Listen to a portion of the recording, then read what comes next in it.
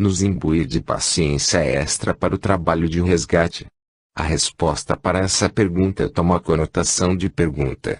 Poderíamos, realmente, do topo de nossas imperfeições e revolta contra um semelhante, que às vezes nos causou consequências seríssimas com seus atos no nosso campo emocional e mental, passar por cima de todo esse rancor, e trabalhar junto a esse indivíduo, na obra de resgate mútuo? Ou será que, provavelmente, explodiríamos em cólera, mais uma vez, se tivéssemos recordação completa da atitude que precisamos perdoar?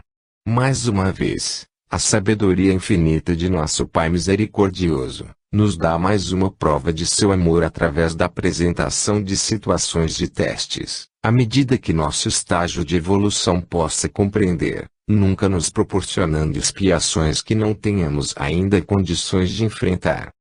Com esse conceito em mente, pode-se entender o porquê do nosso Mestre Jesus nos ter pregado o amor ao próximo como um caminho para a felicidade, através da máxima: fazei a seu próximo tudo o que desejardes seja feito para vós.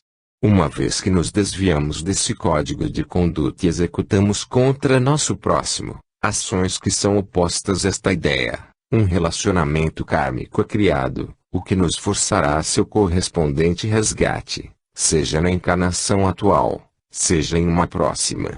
Como foi colocado previamente, a encarnação é laboratório de aprendizado para nossa própria evolução. Pode-se pensar então que resgates de karmas passados seriam como tarefas extras que nos desviariam do trabalho evolucionário, ou, de forma análoga, um trabalho extra que precisamos executar, muitas vezes inserindo dificuldade adicional no nosso caminho quando encarnados. Felizmente, tudo o que passamos pode ser convertido em oportunidade de aprendizado, inclusive relações de resgate. Podemos aproveitar a oportunidade, através das dificuldades apresentadas durante o trabalho de resgate, para gravarmos em nossas mentes as consequências que serão geradas a partir de ações, muitas vezes impensadas, que praticamos contra nosso próximo, e galgarmos assim degraus em nosso caminho evolutivo. O pecado original. Algumas religiões criadas pelo homem apresentam o conceito de pecado original. De acordo com essas religiões, nascemos com o chamado pecado original, que segundo essas crenças, tem origem no ato sexual dos nossos pais gerador de nossa concepção. Algumas perguntas podem ser apresentadas com relação a esse conceito. Jesus não nos falou para crescermos e multiplicarmos. Não é o ato sexual a única forma de reprodução de nossa espécie. Estaria ele nos dando um conselho e ao mesmo tempo criando para nós um pecado? Imaginemos que isso seja realmente um pecado. Se pensarmos mais uma vez na justiça de nosso Pai, teria sentido lógico um indivíduo herdar um pecado que foi cometido por uma outra pessoa, ou nesse caso por duas outras pessoas? Se isso faz sentido, qual seria a diferença entre herdar o pecado da concepção e herdar qualquer outro tipo de pecado? Poderia eu, então, pagar por um crime que meu pai ou mãe cometeram?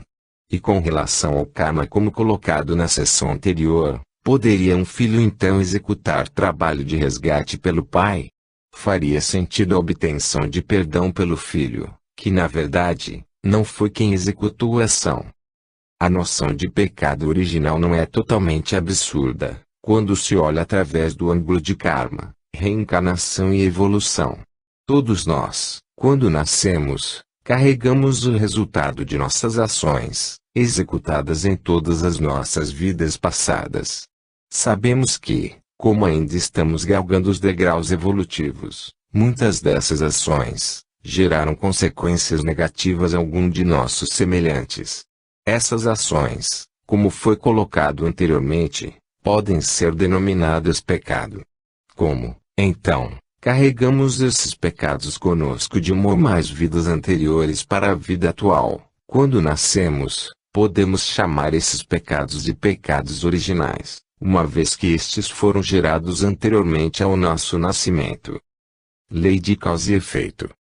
Como foi colocado anteriormente e exemplificado nas sessões anteriores deste capítulo, Uma das bases da doutrina espírita está na responsabilidade que cada um de nós possui com relação à nossa própria felicidade. Responsabilidade esta que nasce do fato de que, apenas nós, e ninguém mais, podemos julgar os nossos próprios atos e determinar as atitudes futuras que devem ser tomadas para a obtenção do perdão. Perdão este que, em tempo, servirá como elixir salutar que trará equilíbrio e paz para a nossa consciência. Pode-se encarar este conceito como a máxima forma de liberdade, uma vez que não reportaremos a ninguém mais, que a nossa própria consciência, pelos crimes e faltas que cometemos durante as nossas várias existências. Mas, justamente por esse fato, é que sabemos que não conseguiremos abrandamento de nossas penas, uma vez que não teríamos como prestar falso testemunho, no tribunal da justiça de nossa consciência. Nós somos os únicos indivíduos a entender completamente as nossas motivações durante a execução de um ato, e a tentativa de escape da responsabilidade por estes mesmos atos é vã, já que não conseguimos enganar a nós mesmos, nas profundezas da consciência. Ao mesmo tempo, uma pergunta a ser feita, seria: e se simplesmente não nos afetamos, na nossa consciência, pelos crimes que cometemos? Estaríamos livres do Tribunal de Justiça neste ponto? A resposta é negativa. Se em um determinado momento em nosso caminho evolucionário, simplesmente varremos as nossas faltas para debaixo do tapete da consciência, à medida que subimos a escada evolucionária, invariavelmente entenderemos que o único caminho é o da caridade e do amor ao nosso próximo, como definido no molde traçado pelo Mestre Jesus. Neste momento de revelação, aquele tapete que guarda ainda toda a sujeira do passado será retirado, uma vez que, muitas vezes, a pessoa que atira a pedra esquece do fato, mas aquele que recebeu a pedrada pode não ter esquecido ou superado. A partir daí, nossa consciência passará então a nos cobrar o ônus pela omissão de outra época. A física conhecida pelos cientistas da modernidade tem como postulado que, a toda ação corresponde uma reação, ou, em termos mais generalizados, para todo efeito, existe uma causa que o gerou. Esse postulado pode ser expandido para relacionamentos sociais da mesma forma, uma vez que, utilizando-se mais uma vez da metáfora da pedrada, o ato de atirar a pedra deixará hematoma localizado no corpo de quem a recebeu. Esse hematoma desaparecerá mais ou menos rapidamente, baseado no metabolismo do agredido. No campo mental e emocional, atos impensados podem deixar marcas muito mais profundas que a pedrada no corpo físico, e a cura de quem a recebeu estará diretamente ligada ao estágio evolucionário no qual o indivíduo se encontra no momento do recebimento da ação, que pode ser entendido como o metabolismo mental da pessoa agredida. A consequência será mais ou menos grave, dependendo da postura em que este indivíduo se coloca com relação a questões morais. Sentimento de vingança pode ser gerado em seres ainda subindo a escala evolutiva, ao mesmo tempo que, sentimento de caridade para com a pessoa ainda ignorante ao agir desta forma, é gerado em indivíduos que já entendem os conceitos do Mestre, relacionados ao amor ao próximo. Um exemplo dessa afirmação pode ser encontrado no próprio momento da crucificação, quando Jesus, ainda que, no estágio máximo de seu indeferível sofrimento físico, orou ao Pai de misericórdia para que nos perdoasse, pois claramente não sabíamos o que estávamos fazendo. Seria perfeitamente compreensível se ele, no momento derradeiro, decidisse evocar seu exército para aplicação da justiça, mas, pelo contrário, resignou-se com seu destino com relação a seu corpo físico, assim como um pai que enxerga um filho em idade tenra cometendo atos sem sentido e impensados, nutre sentimento de amor incondicional, que o empurra ao ensinamento e não à cólera. Uma vez que absorvamos todos esses conceitos, tornam-se naturais e claros os ensinamentos de nosso Mestre, que pregam basicamente o amor ao próximo, sendo todos os outros ensinamentos, corolários deste primeiro.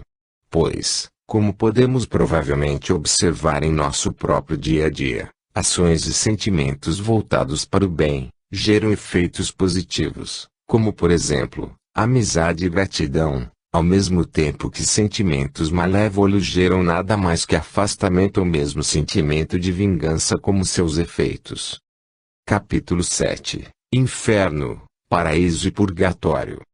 Alguns dos conceitos que acompanham a humanidade através do tempo são as noções de inferno, paraíso e purgatório.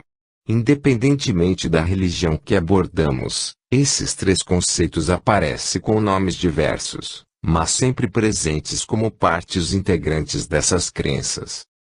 Este capítulo visa o detalhamento desses conceitos à visão da doutrina espírita. Cada uma dessas ideias será apresentada em sessões individuais, iniciadas através da apresentação da visão tradicional mais aceita publicamente e seguida pela explicação proposta pelo Espiritismo. Inferno. A imagem de inferno que é publicamente aceita é a de um local, baseado nas profundezas da Terra, comandadas por um chefe maligno, conhecido por vários nomes, onde torturas inenarráveis são aplicadas durante toda a eternidade. Aqueles que não foram aceitos no paraíso. Ainda, o diabo é aquele que luta contra Deus, diretamente, pelo controle do nosso mundo, desejando a acepção do mal entre os homens. Enquanto Deus, em contrapartida, deseja que o mundo seja banhado por sentimentos apenas do bem. Essa luta nunca é vencida por nenhuma das partes, e ainda mais, é o que mantém o equilíbrio entre o bem e o mal. Uma vez que a alma chega ao inferno, esta pertence ao diabo, sem nenhuma possibilidade de salvação. Partindo-se desta alegoria, podemos então analisar cada uma das características do inferno figurado, separadamente. Primeiramente, sua localização, as profundezas da Terra. A ciência moderna já não conhece todas as camadas do globo terrestre. Se o inferno realmente se encontra em uma dessas camadas, não seria possível que algum desses estudos exploratórios, conduzidos pelos nossos cientistas, já não tivesse encontrado sua localização? Não seria esta localização uma associação, por parte dos homens, na tentativa de entender o conceito, baseado no conhecimento limitado que ainda possuem sobre a vida pós-túmulo? Não faria sentido a associação do postulado e assim as almas condenadas queimarão no fogo eterno do inferno, por parte da humanidade, com o conhecimento de que a temperatura ambiente aumenta à medida que se caminha em direção ao centro da Terra. O Espiritismo prega que existem diversas faixas de atuação dos espíritos em seus estados desencarnados, que são uma reflexão direta do estágio evolucionário de cada um deles. O termo utilizado pela doutrina é a chamada faixa vibratória. Em maneira simplista, seria o equivalente a entender que pessoas endinheiradas moram em vizinhanças nobres da cidade, enquanto pessoas pobres moram em áreas correspondentemente pobres e muitas vezes perigosas. Dentro de nossa realidade terrena, o agrupamento se dá através de posses financeiras, onde ricos podem morar tanto em áreas pobres, quanto naquelas que estão dentro de sua capacidade financeira, e também em áreas intermediárias, não tão pobres quanto as áreas mais pobres, e não tão ricas quanto as mais abastadas, mas ainda dentro de suas possibilidades. No mundo espiritual, ou seja, quando estamos em estado desencarnado, a riqueza é a nossa bagagem moral e intelectual, e o agrupamento se dá, portanto, através da cadeia evolucionária, onde espíritos em semelhantes estados de evolução se agrupam em faixas vibratórias que lhes são correspondentes. Espíritos mais evoluídos podem descer de padrão vibratório para ocupar, temporariamente, faixas de vibração mais baixas, ou mais densas, utilizando-se a linguagem do Espiritismo, em missões de auxílio, caridade e ensinamento para os espíritos habitantes destas áreas inferiores. Ao contrário, espíritos menos evoluídos não se encontram livres para residir em faixas vibratórias ocupadas por outros espíritos em grau evolucionário mais elevado. Este conceito se torna muito lógico, desde que a ordem se mantenha, ou seja, Espíritos que ocupam uma mesma faixa vibratória, possuem, de forma geral, igual nível de evolução moral.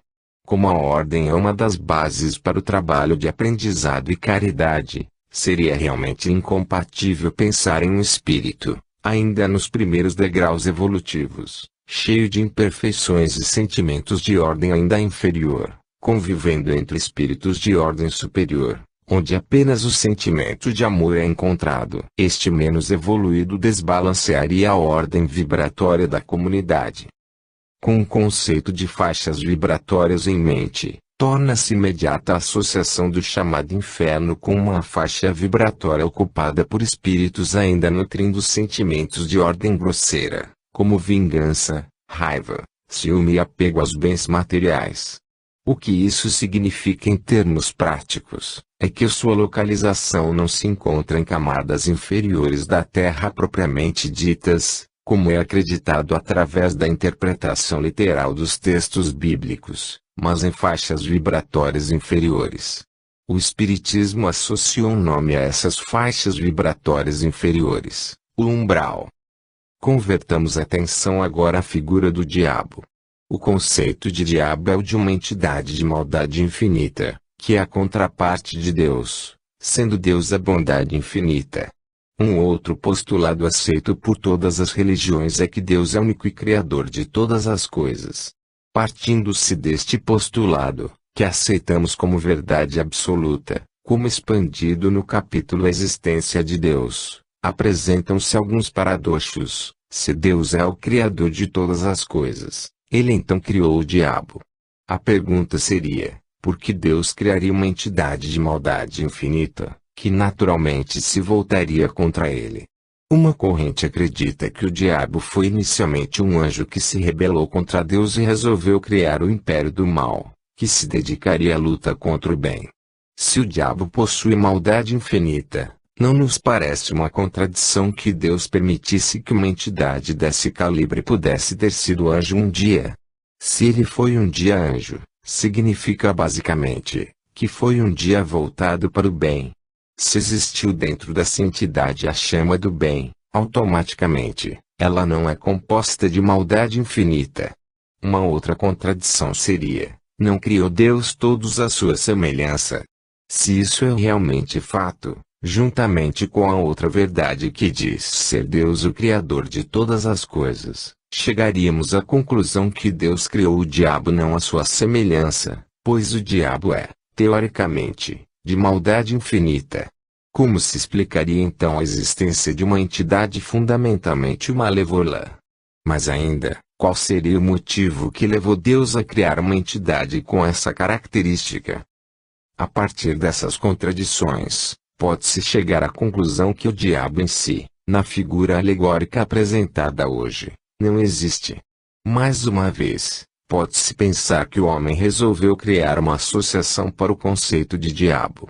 O conceito de diabo é o de um algoz, que aplica a punição terrível àquele que não foi capaz de entrar no reino dos céus. Foi visto em capítulo anterior que nossa consciência é nosso juiz, baseado na lei de causa e efeito. Como sabemos que nossa consciência não pode ser nunca enganada, ela se torna de fato nosso maior algoz. Em consequência disso, existe, sim, um carrasco punitivo, a nossa própria consciência. Uma vez que a faixa mental, nada mais é que a faixa vibratória que reflete nosso estágio evolucionário, o diabo que puxa a alma para o inferno, é a nossa mente, que nos coloca na faixa vibratória correspondente ao chamado umbral, como visto anteriormente. Analisemos agora as torturas aplicadas às almas residentes no inferno. Não seria o fogo eterno do inferno ainda uma outra alegoria criada pelo homem, pois a dor da queimadura no corpo físico é de fato uma das piores conhecidas pelo homem? Não se pode, então, traçar um paralelo de forma que se associe às dores da consciência, como uma dor insuportável, comparável apenas à dor do fogo que queima a carne do corpo. E com relação à tortura propriamente dita, não pode esta também ser o resultado alegórico do sofrimento que é carregado por todos que se encontram nessa faixa vibratória? Voltemos o foco agora para a parte que abrange as torturas eternas. Mais uma vez, a pergunta que pode ser feita, também aplicável a este assunto, e que por si já foi apresentada no capítulo referente à reencarnação, é a seguinte: seria compatível com a bondade infinita de Deus permitir que as almas de seus filhos sofressem por toda a eternidade? Dentro dessa hipótese, teríamos apenas uma chance de conduta, e uma vez que errássemos, estaríamos condenados para todo sempre. Isso vai contra o conceito de reencarnação apresentado em capítulo anterior, e é paradoxal quando se analisa a bondade infinita de nosso Pai. Não teria sido esse conceito de sofrimento eterno introduzido pelas religiões do homem, como uma forma de manipulação que pudesse ser aplicada aos fiéis, através do medo de futuro tão aterrador e irreversível. Utilizando o pensamento lógico, dentro de alguns dos próprios conceitos apresentados por essas mesmas religiões, a imagem de tortura infinita da alma e banimento para todo sempre da terra prometida é contraditória com a ideia de Pai misericordioso, e a de que só o amor constrói, proposto pelo Mestre Jesus. Apresenta-se ainda outro postulado onde Deus é todo-poderoso, e se coloca do lado do bem, enquanto que o diabo se coloca do lado do mal. Deus realmente sendo todo-poderoso, como pode lutar contra uma entidade tão poderosa quanto ele sem que nunca triunfe? Se existisse realmente essa entidade maligna, que luta contra Deus diretamente no caminho do mal, esta seria a criação sua, e como tal, não pode ser tão poderoso quanto o Pai.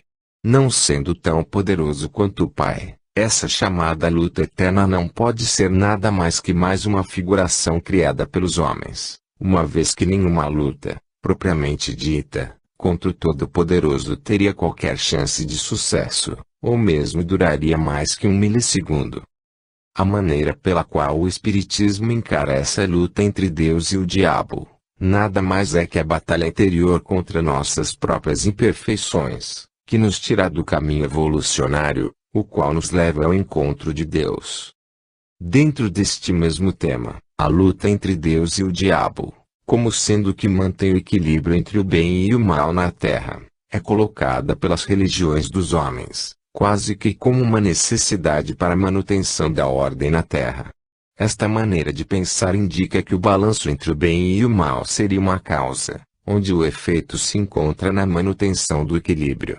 Uma maneira mais lógica de raciocínio seria o entendimento de que a mistura entre o bem e o mal na Terra é um efeito, e sua causa seria os vários e diferentes níveis de evolução que os espíritos, que aqui encarnam, trazem consigo.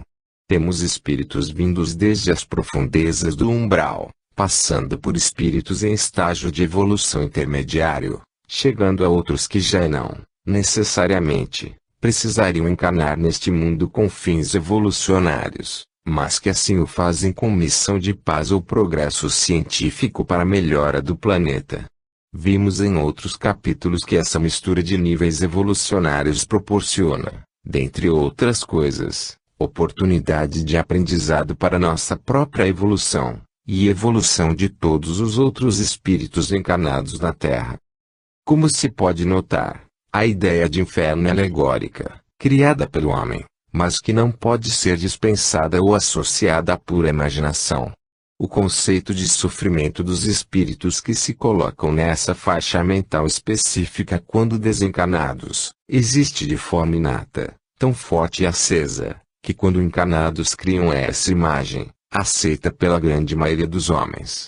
As religiões mundanas adicionaram algumas figuras extras a essas alegorias, as quais quando analisadas através da lente da lógica não dogmática, apresentam inconsistências concretas, que muitas vezes foram colocadas de forma a reforçar interesses dessa massa religiosa, a fim de cegar os fiéis para que pudessem ser mais facilmente manipulados. Purgatório. A imagem popular que se tem do purgatório é a do lugar onde habitam as almas que não são totalmente malévolas a ponto de serem banidas para o inferno, e nem totalmente boas a ponto de atingirem o paraíso. Essas almas passam por tormentos de forma temporária e indefinida, E o resultado dessas torturas vai ditar o destino final delas, ou são banidas de forma definitiva e eterna para o inferno, ou aceitas no paraíso para contemplação beatífica até o final dos tempos. Tomando-se emprestado o conceito dos vários planos vibratórios, mais uma vez, pode-se dizer que os espíritos se encontram em estado constante de purgatório, e à medida que sobem na escala evolucionária, através do aprendizado e colocação em prática da ideia de que o único caminho é o do amor e da caridade, vão se livrando de suas próprias amarras mentais, e caminhando na estrada que leva à verdadeira felicidade. O conceito de purgatório como sendo o estágio intermediário entre a salvação ou condenação é aceito pelo Espiritismo, mas o caráter definitivo dado pelo resultado do purgatório é que não se alinha com a doutrina. Mais uma vez, esse caráter determinante e irreversível é contraintuitivo e contrário à bondade infinita de nosso Pai. O purgatório, segundo a doutrina espírita, é o conjunto de provas e expiações a que todos estamos sujeitos, durante nosso caminho evolucionário. Seria como o dia da prova escolar depois de períodos de estudos, para verificação da absorção dos conhecimentos sobre os temas abordados. Foi observado anteriormente em outros capítulos, que a vida encarnada na Terra é ferramenta fundamental para nossa evolução. Evolução esta que se dá a partir do aprendizado alcançado através das nossas observações enquanto nessa vida. Também foi mencionado que o sofrimento que passamos está diretamente relacionado com a maneira pela qual encaramos a vida. Se a vida corpórea é o nosso foco principal, qualquer pedra no caminho que atrapalhe os nossos objetivos materiais se torna uma montanha intransponível. À medida que a nossa consciência entende que o espírito é eterno, a vida encarnada nada mais é que laboratório para nosso aprendizado e que o único caminho é através do Mestre Jesus. Como dizia o próprio profeta, nossa fé removerá as montanhas das dificuldades materiais e de aprendizado, e nossos sofrimentos aos poucos serão confundidos com desconfortos momentâneos, e, em tempo, desaparecerão por completo. O pensamento acima sugere que a própria vida na Terra faz parte de nosso purgatório, pois apresenta dificuldades e sofrimentos que serão utilizados para nossa purificação. Mais abrangentemente, o purgatório é expandido também para a vida após túmulo, enquanto não atingimos maiores estágios de evolução, pois a nossa consciência continuará carregando o peso dos erros cometidos durante nossas vidas na Terra. Com isso, o purgatório na verdade é um outro estado mental, como é o inferno. No purgatório, os espíritos já possuem certo nível de evolução, de forma que aceitam que seus erros do passado, que os deixaram imersos no umbral por determinado tempo, devem ser corrigidos e suas faltas para com o próximo precisam ser reparadas. O sofrimento nesse estágio se dá basicamente através do remorso pelas atitudes tomadas, que foram contrárias ao caminho mostrado pelo Mestre Jesus. Paraíso. A imagem de paraíso, que é passada de geração a geração, e a de anjos cantarolando hinos ao Pai Altíssimo em contemplação beatífica durante toda a eternidade. Dependendo de para quem se coloque essa imagem como prêmio de boa conduta, essa recompensa pode ser entendida como punição.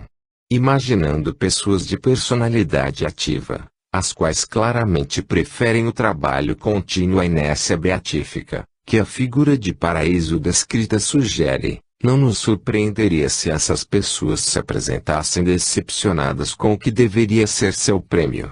Para elas, a inatividade seria tortura das mais terríveis, e não obstante, provavelmente prefeririam, se tivessem opção de escolha, o não embarcamento a um lugar que promovesse a preguiça. Não coincidentemente, as pessoas que fazem do trabalho contínuo sua maneira de viver e agir, sempre procurando aprendizado de novos assuntos e auxiliando seus irmãos de jornada, são as que estão seguindo o caminho ditado pelo Mestre, e consequentemente, a estas pertence o reino de nosso Pai Celestial. Apresenta-se assim, mais um paradoxo para nossa análise. Seria realmente um prêmio, a residência durante toda a eternidade, em um lugar que não nos estimulasse intelectualmente e moralmente. Faria realmente sentido todo o esforço e trabalho necessários para caminharmos na estrada que nosso Mestre Jesus nos mostrou, em direção ao amor ao nosso próximo, para simplesmente ficarmos em inatividade perpétua?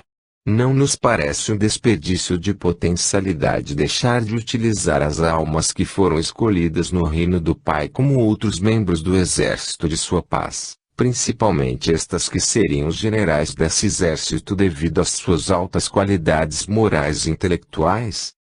Mais uma vez, utilizando-se da análise dos vários planos vibratórios, o Espiritismo acredita que o paraíso nada mais é que o plano vibratório onde residem os espíritos que alcançaram o nível de evolução no qual executam de forma inata e natural os ensinamentos de Jesus. Para estes espíritos, a verdadeira felicidade foi encontrada, pois a eles já não afetam as imperfeições corriqueiras a que nós ainda estamos imersos, e possuem consciência verdadeiramente livre de remorsos trazidos por suas faltas do passado, faltas estas que já foram propriamente corrigidas e resgatadas. Estes bons espíritos escolhem então suas missões e tarefas a serem executadas, de acordo com seus interesses, mas sempre baseadas no amor ao próximo. Suas existências são plenas, contrariamente à noção de inatividade beatífica. A felicidade para eles está no fato de serem úteis a seu próximo e a Deus. Transição entre inferno, purgatório e paraíso. Foram apresentados os conceitos de inferno, purgatório e paraíso na visão da doutrina espírita. De forma resumida, entende-se que cada um desses três termos, assumidos por várias religiões como locais determinados, onde almas passam a habitar durante sua vida no pós-túmulo, são, na verdade, segundo o Espiritismo, estados mentais em que os espíritos se encontram, e que refletem o seu estágio evolucionário momentâneo. Um outro conceito, que deve ser repetido aqui, é o de que nenhum destes estados mentais é tão permanente quanto a eternidade pregada pelas religiões dos homens. A misericórdia de nosso Pai nos proporciona ferramentas e oportunidades para nosso progresso e evolução.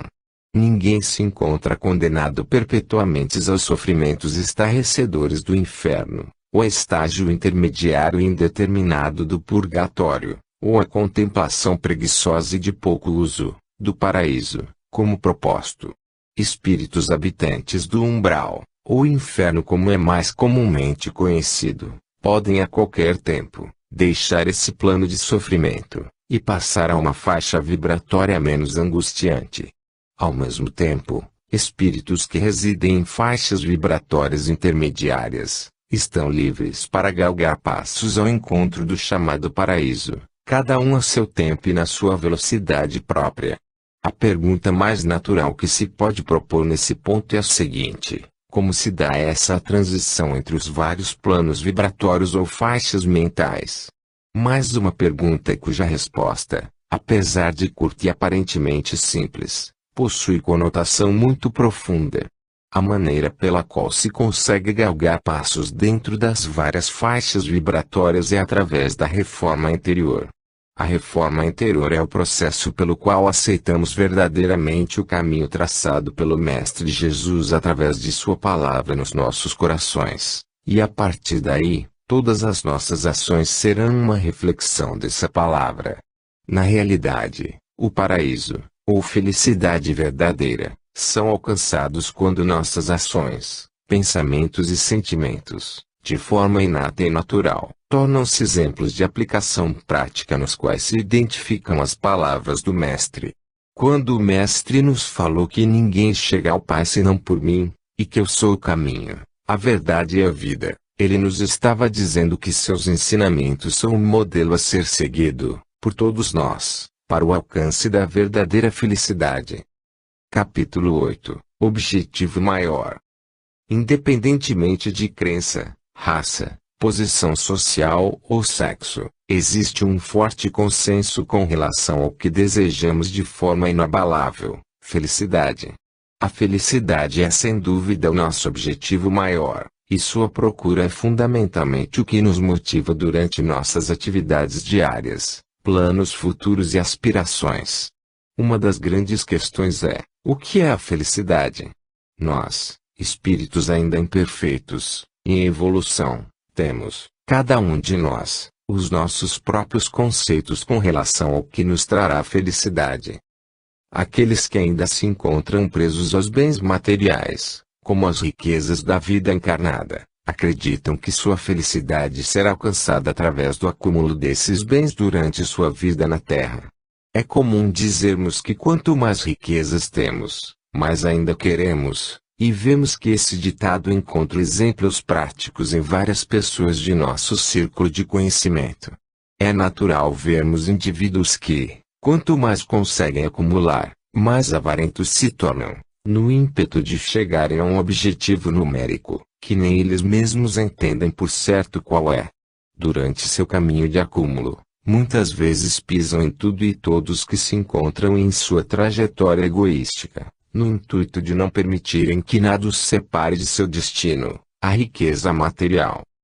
Muitas dessas pessoas apresentam o argumento de que adotam esta cruzada não por elas, mas por seus familiares, e que o fazem apenas por amor a seus rebentos, pois desejam que não passem por necessidades financeiras quando seu provedor se for desta vida.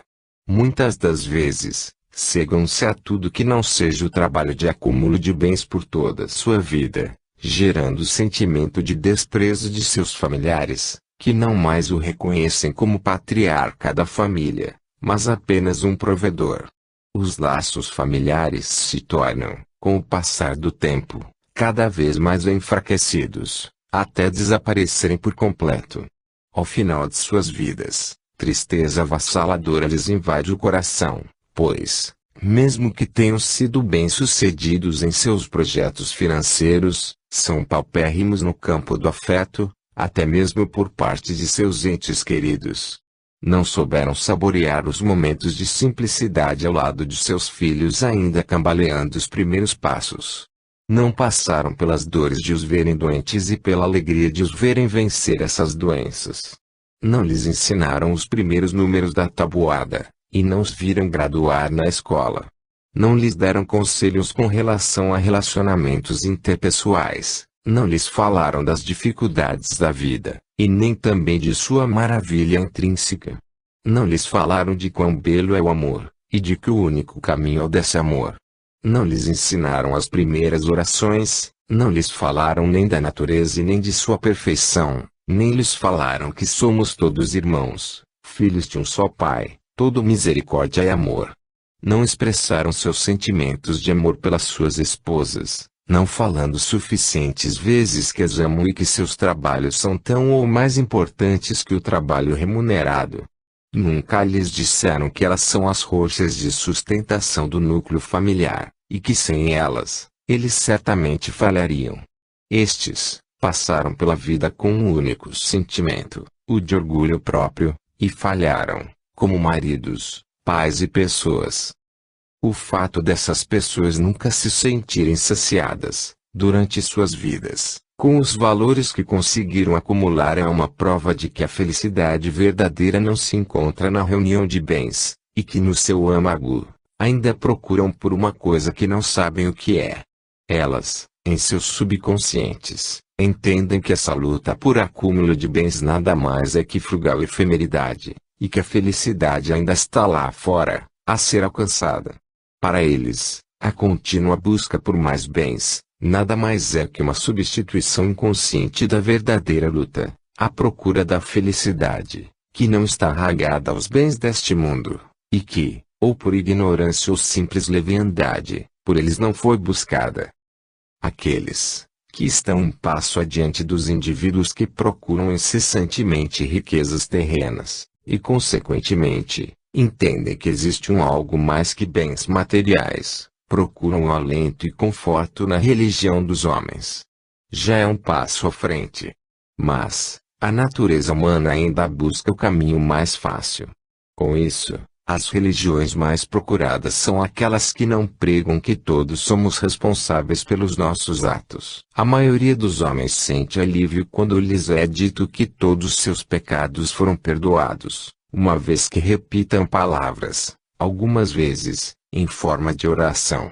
Sentem-se livres para viver sua vida de forma irresponsável, já que sabem que, domingo próximo, tudo que fizeram durante a semana lhes será perdoado novamente, de forma instantânea e sem esforço.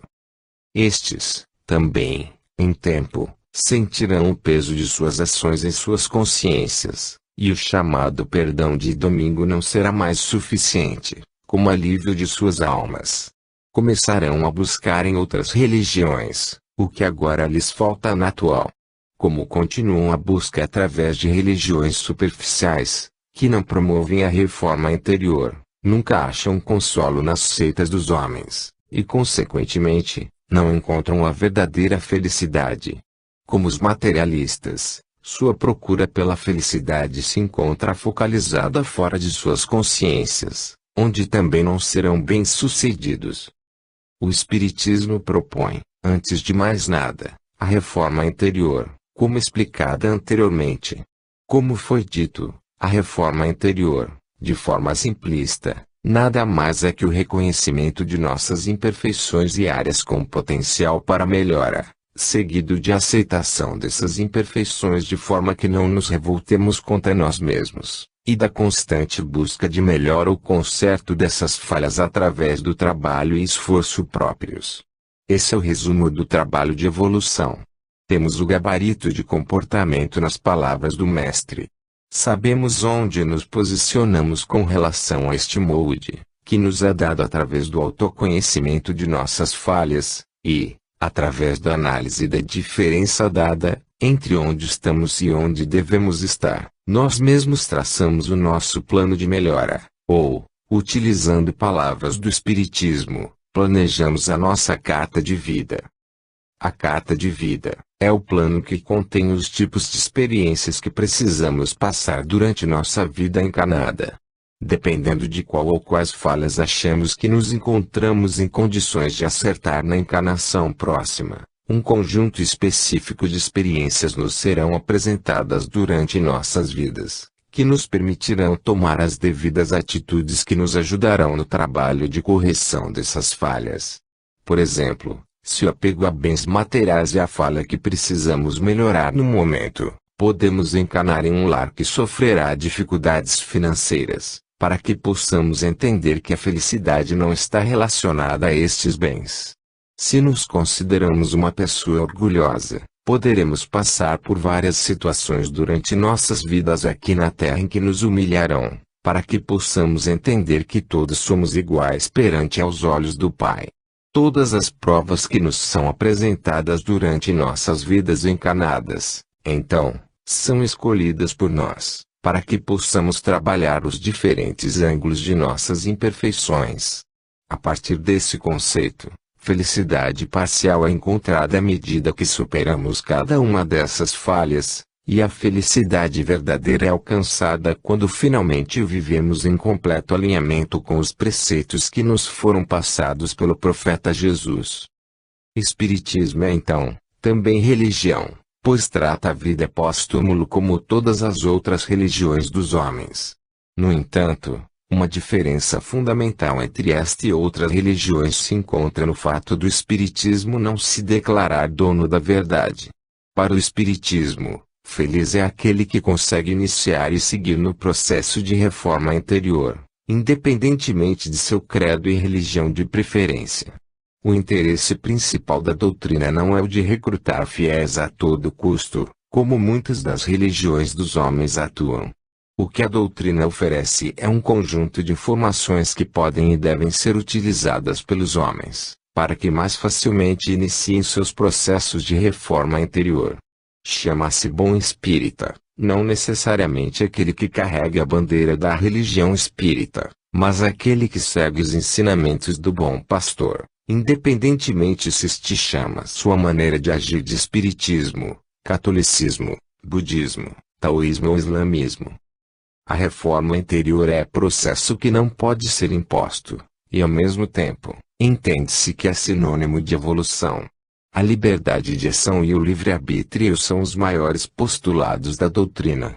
A lei de causa e efeito, como foi vista, deve ser entendida por todos como infalível, o que significa que, com a liberdade vem a responsabilidade de saber-se que todo ato gera consequência, e que toda consequência possui um responsável.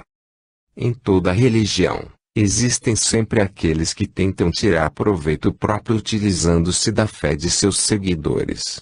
Como o próprio Mestre nos falou, orai e vigiai. Ou seja, esteja de mente aberta para a fé, mas esteja também sempre vigilante, utilizando-se do crivo da razão e da lógica.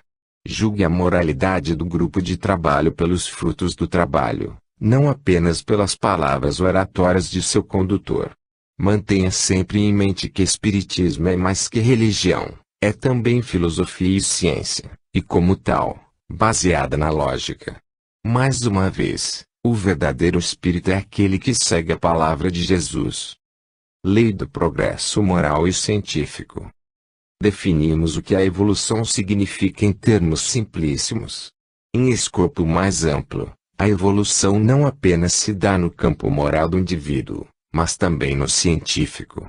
Na verdade, não se pode separar um do outro, isto apenas está sendo feito para simplificar o entendimento da lei do progresso.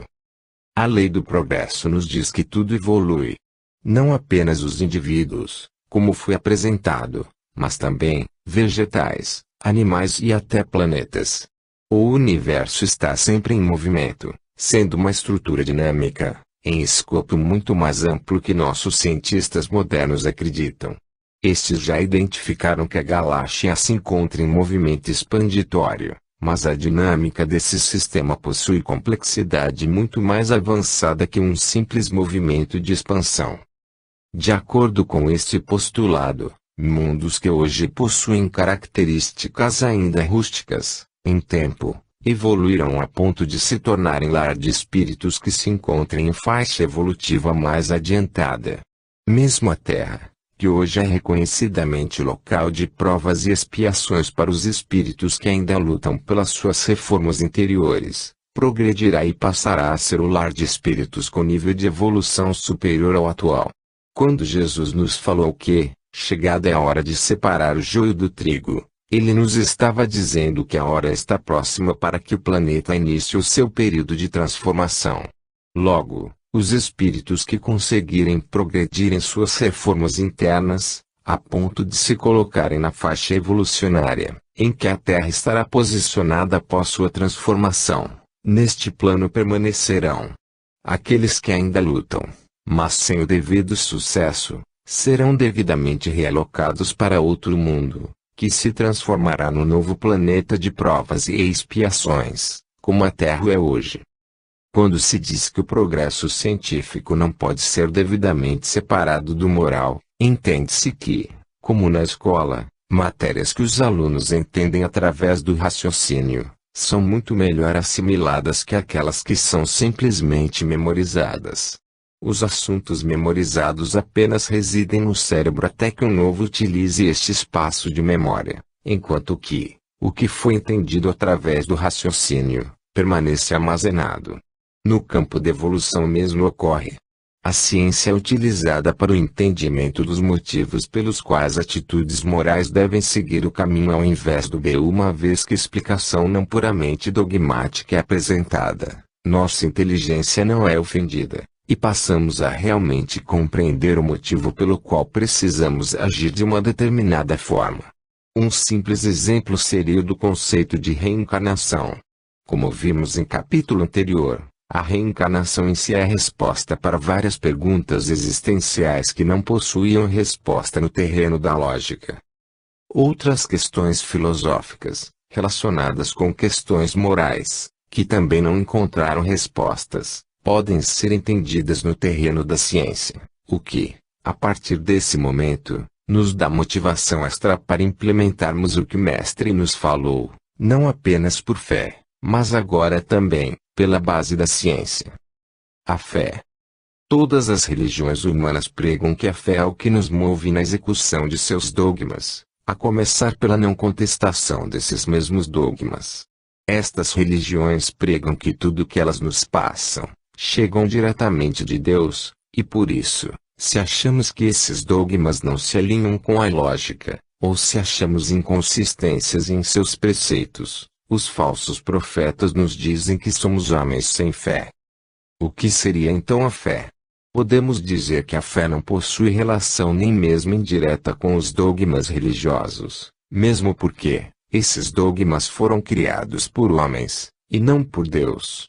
Mesmo para aqueles que se utilizam da Bíblia como sua base de orientação, os dogmas nada mais são que interpretações dos mandamentos, interpretações estas também realizadas por um ou mais homens, falíveis e imperfeitos como nós. Fé não é religião, mas a certeza de que somos filhos do mesmo Pai, de bondade e misericórdia infinita. Que esse Pai, ao contrário desse ser distante que é pregado pelas religiões, só se faz distante quando assim o desejamos. Ele está em tudo e em todos, sempre. Vemos o Pai em cada milagre cotidiano, desde a abertura das pétalas de uma flor, até o nascer do sol e o nascimento de um bebê. No funcionamento perfeito da natureza, na qual todos os componentes executam função importante para sua unificação e funcionamento. Em um doente terminal que levanta e anda curado. Na pessoa que acorda de um coma de décadas em uma outra que é atingida por um raio e morre. Fé é amor.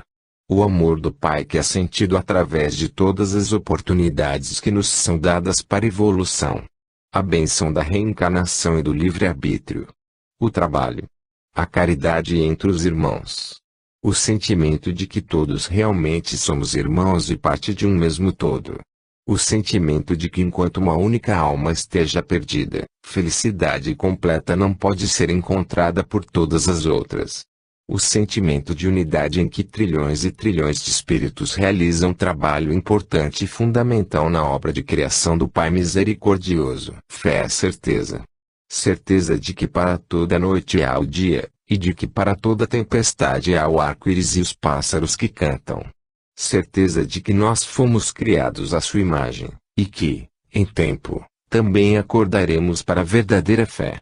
Certeza de que nada é eterno, nem sofrimentos, nem dúvidas, nem pobreza, nem doença.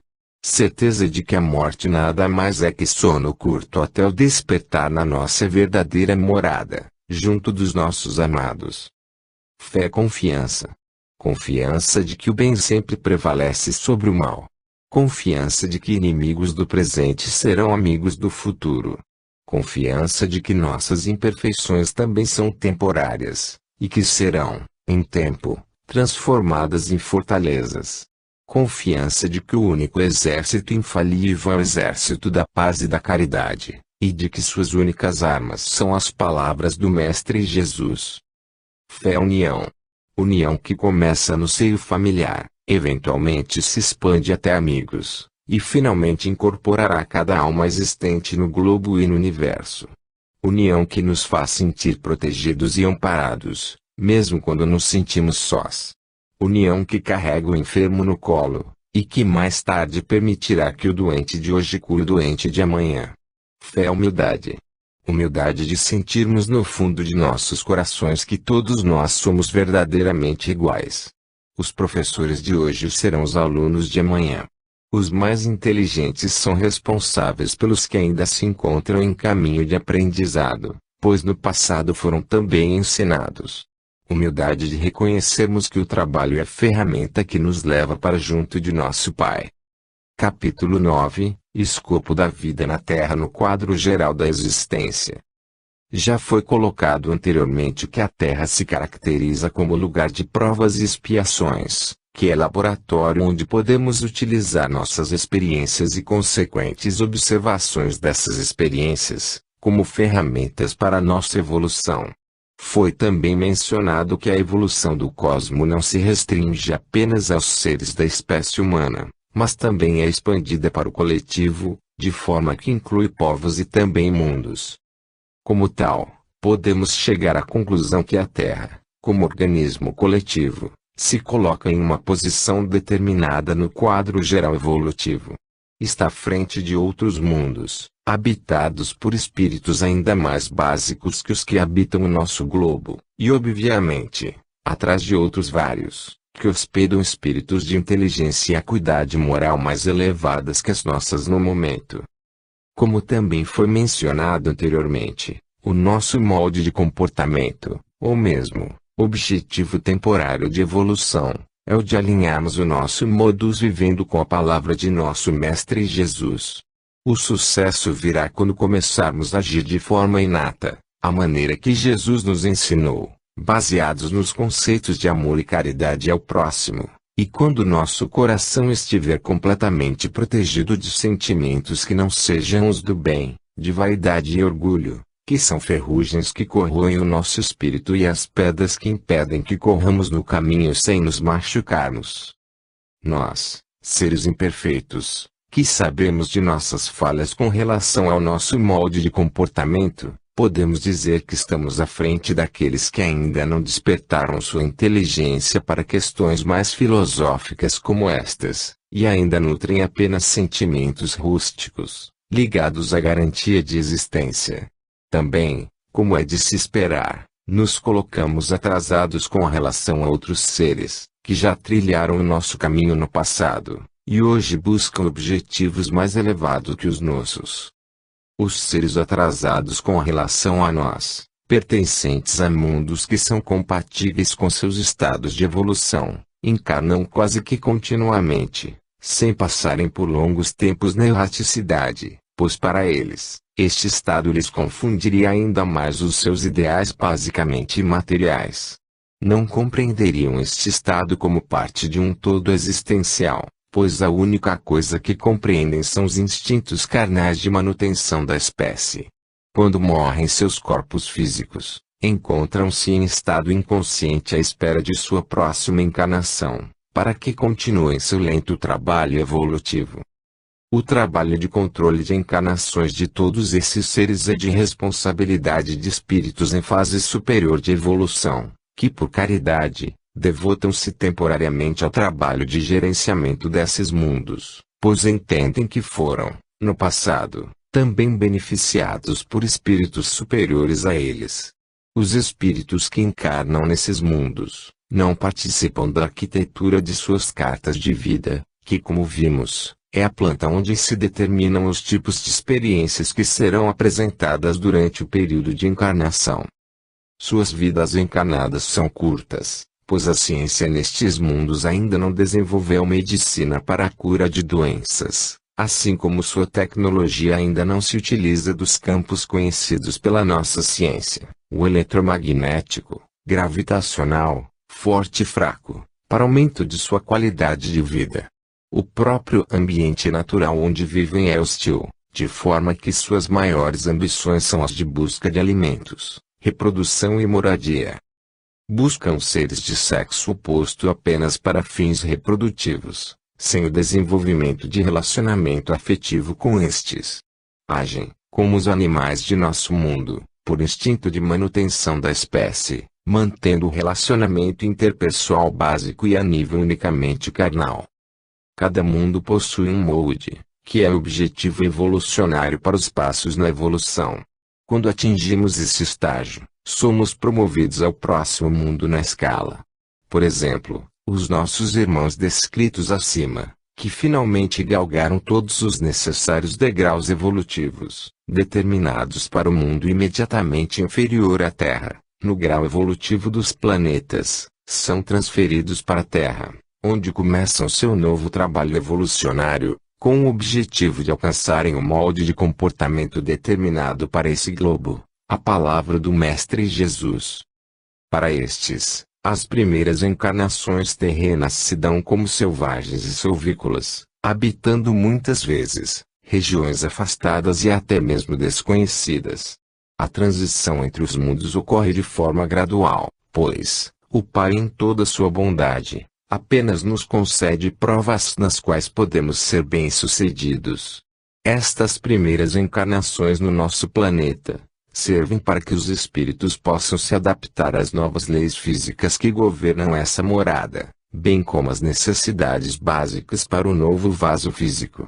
À medida que os recentes moradores deste globo se sentem mais adaptados às condições ambientais peculiares ao globo, é permitido encarnar em sociedades mais avançadas que as formadas pelos selvagens.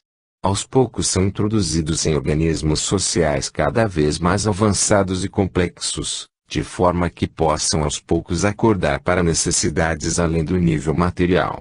Seus períodos de encarnação começam a ser mais longos,